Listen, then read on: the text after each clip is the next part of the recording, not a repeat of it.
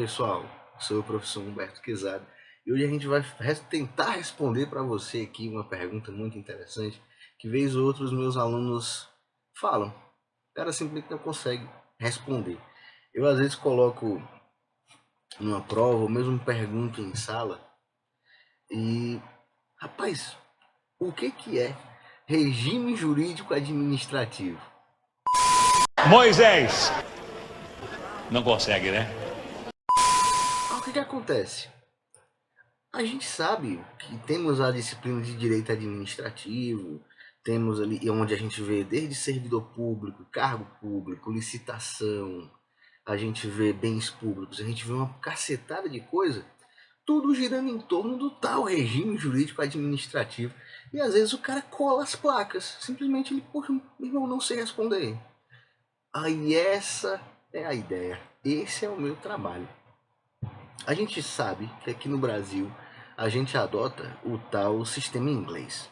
O sistema inglês, ele nos ensina que há uma jurisdição única, inafastável, que vai controlar os atos administrativos. Está lá na Constituição, no inciso 35 do artigo 5º, lá da nossa Constituição brasileira, que diz o seguinte: a lei não excluirá da apreciação do Poder Judiciário lesão ou ameaça a direito. Ou seja, um ato administrativo que eventualmente venha a lesionar um direito seu, ele pode ser revisto judicialmente. Você pode entrar na justiça, alguma coisa assim, para tentar reverter uma demissão ilegal do servidor público, uma licitação que tem ali alguma coisa suspeita. A justiça pode ir em cima disso, ela não pode entrar no mérito administrativo, ela não tem condições de ingressar no mérito sobre até em questão de respeito à divisão dos poderes, certo? Ela pode ali ver um caráter formal a título de legalidade ou ilegalidade do ato administrativo, certo? Agora, o que é isso? O que diabo é o regime jurídico administrativo? Muito simples, muito tranquilo. Boa parte da doutrina, ou a melhor doutrina em direito administrativo, entende que o regime jurídico administrativo, ele é um conjunto harmônico de princípios, de regras, de definições que compreendem e que dão o tom aí da lógica das relações, onde uma das partes dessa relação é o ente público. Você fala assim, ok, continuo sem entender. Meu Deus. Mas veja só, imagine que qualquer relação onde uma das partes seja o Estado. Vamos ter algumas regrinhas, vamos ter que seguir algumas regras definidas em vários instrumentos legislativos. Esse conjunto de regras que nós vemos na disciplina de direito administrativo é o tal regime jurídico administrativo. É como a legislação correlata a essas relações. Aí tem lei de licitações, lei do processo administrativo, a lei do servidor público civil, 8.112.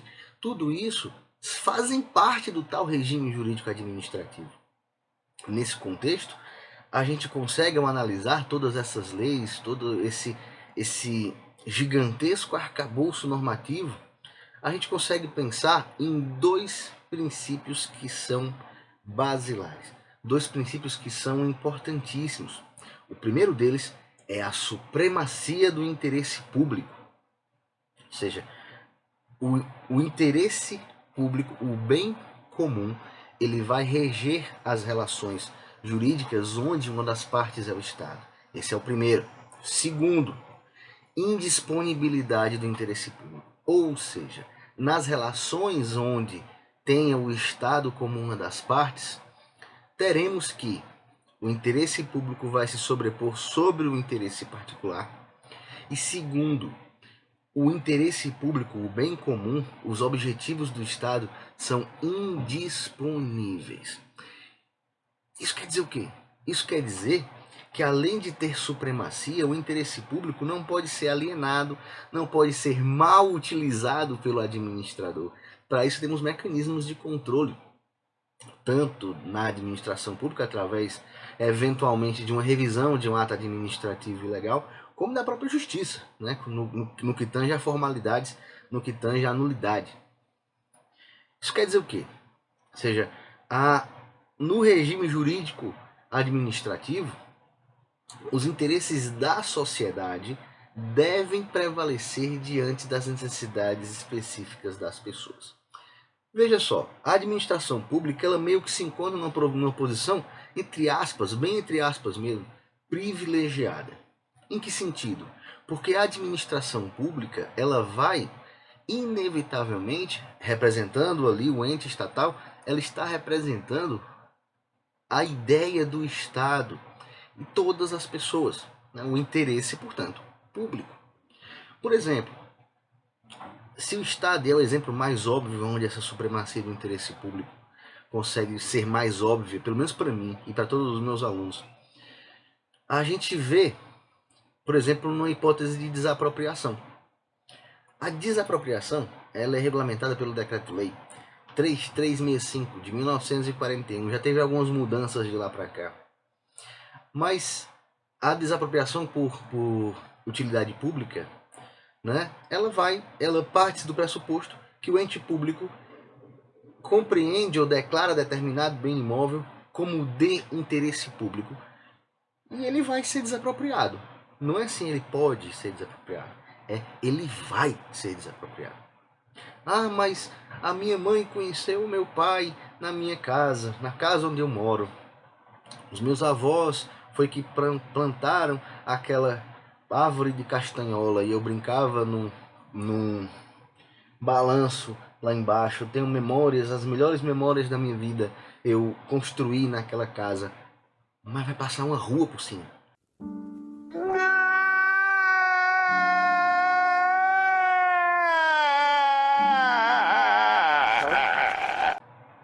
O Estado, portanto, e pode parecer frio, o Estado, portanto, não vai se preocupar se você tem as melhores memórias da sua vida construídas naquela casa. O interesse público precisa que aquela casa se transforme numa rua. Então, ou seja, perceba aí a supremacia, né?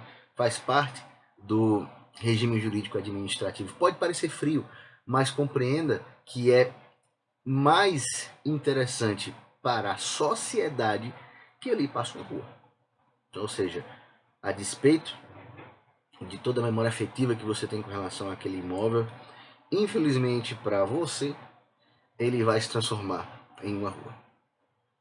Ou seja, outro reflexo da supremacia está no próprio poder de polícia.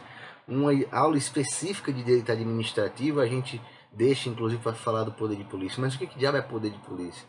É a prerrogativa que a administração pública tem de adequar, limitar ou condicionar direitos individuais, de modo que eles possam ser exercidos pelo particular, mas dentro de limites, né, de modo a não prejudicar o interesse público.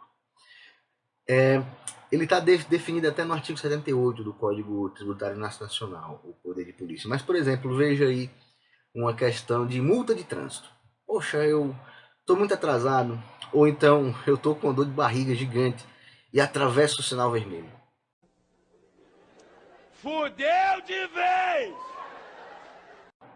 Tô com dor de barriga, tô com uma desinteria pesadíssima e preciso chegar na minha casa rápido.